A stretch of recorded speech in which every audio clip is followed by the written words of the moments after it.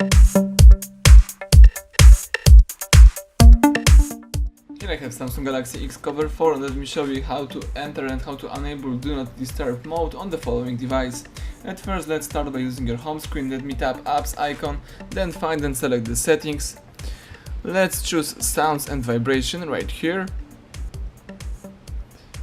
And here you should find Do Not Disturb. Let's tap it, and here you've got all necessary settings about this mode. So if you use Do Not Disturb mode, you set your device to mute all calls, alerts and media except for you to select it as exceptions. So you can enable this mode by using that switcher right here, enable now, or you can enable as scheduled.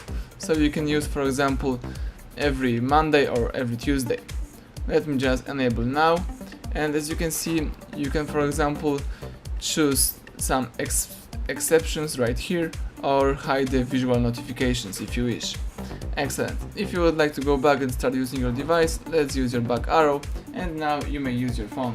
Thank you for watching. Please subscribe our channel and leave thumbs up under the video.